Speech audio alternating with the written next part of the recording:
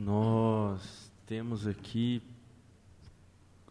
40 minutos para um debate. A gente está priorizando encerrar às 13 horas por conta da mesa da tarde também. Então eu vou abrir para um debate interno. Se vocês quiserem colocar questões, depois a gente abre para o debate externo. Então eu vou priorizar falar sempre no microfone por conta da gravação, tá? Então vamos sempre.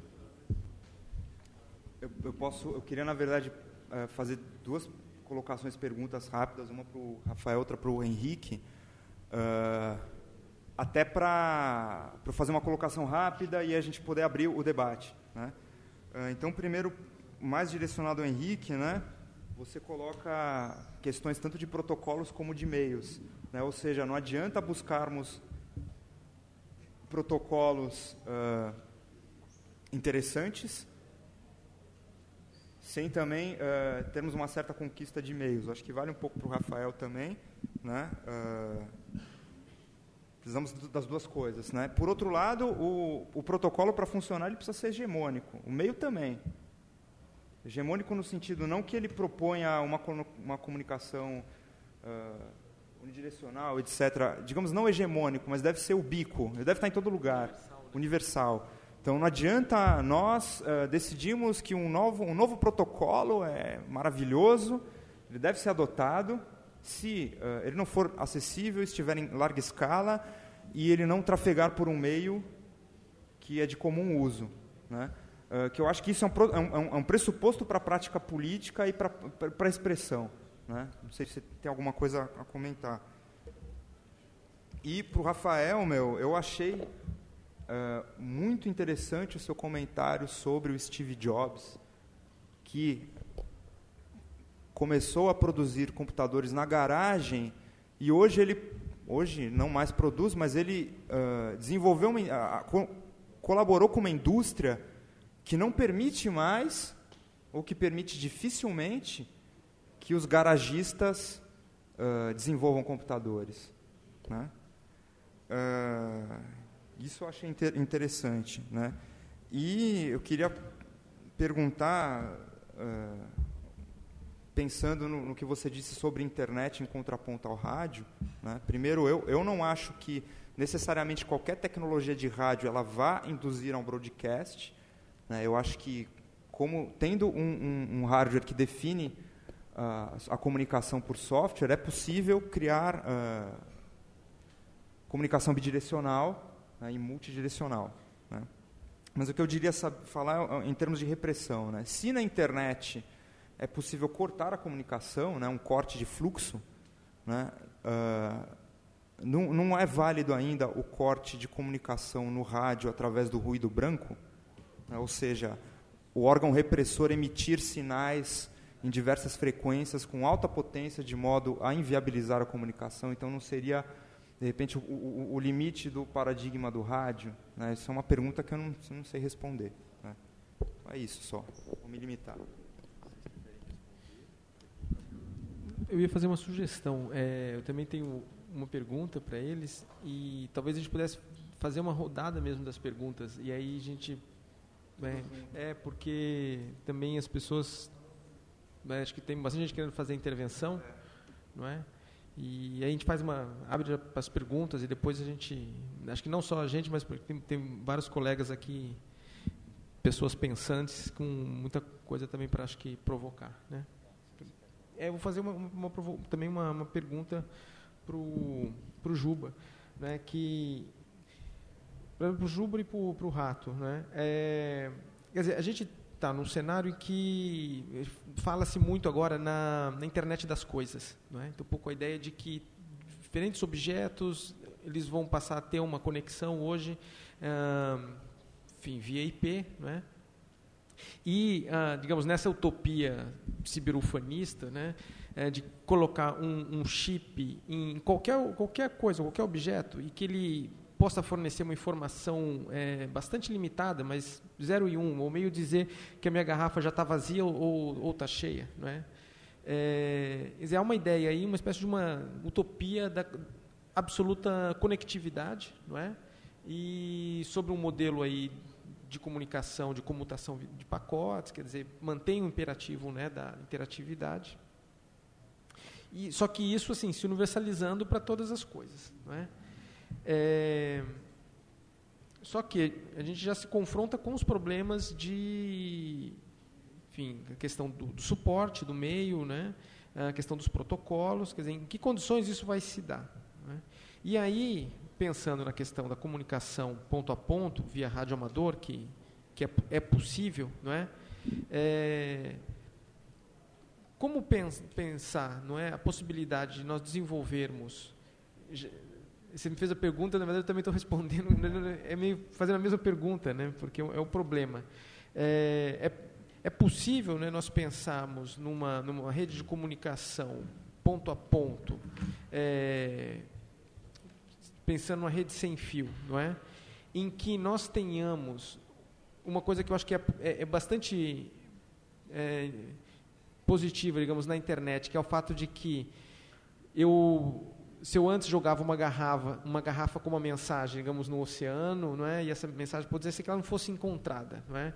E acho que o que a internet traz como elemento importante, digamos, em termos dessa dinâmica de comunicação, é que essa garrafa ela vai ser encontrada, vai ser encontrada com um rótulo, vai saber de onde que ela veio, para onde que ela vai. Quer dizer, você tem essa possibilidade de ver um ao outro, não é? E de encontrar as coisas.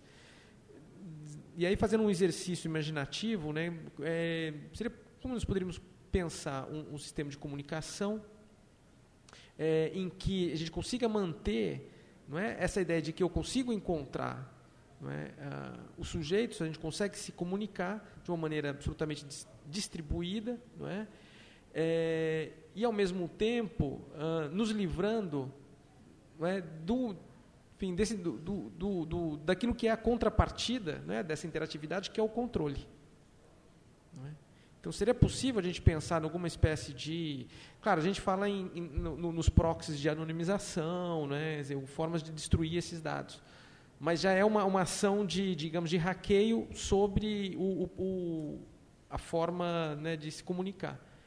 Mas vocês têm pensado alguma coisa nesse sentido? Quer dizer, como que a gente articula, portanto, protocolos e meios em que a gente cria comunicação distribuída, com um pleno encontro, né, dos comunicantes, mas tentando, não é, destruir, não é, o controle que é contrabandeado, né, nessa interação.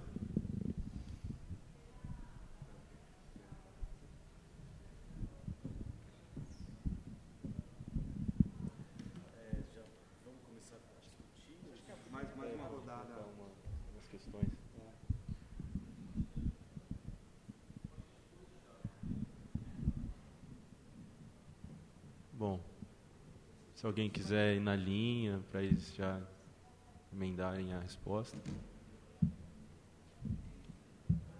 Senão a gente...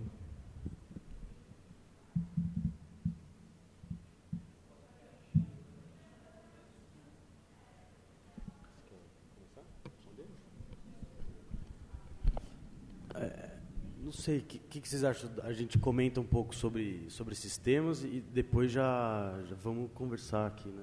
Todo mundo junto. Bom, essa questão da Apple é sempre legal de falar, porque a Apple foi uma empresa, quando o Jobs começou, o Jobs e o Wozniak, eles, de certa forma, tinham um ideal interessante, construir um computador e tal. O Jobs foi mandado embora da Apple na década de 80, se não me engano, década de 80, não sei se vocês sabem disso. E daí ele foi viajar na dele, criou uma outra empresa que chamava Next, um sistema operacional que chamava Next Step. A empresa estava mais ou menos, ele começou a fazer vídeo também na época, com Pixar, né?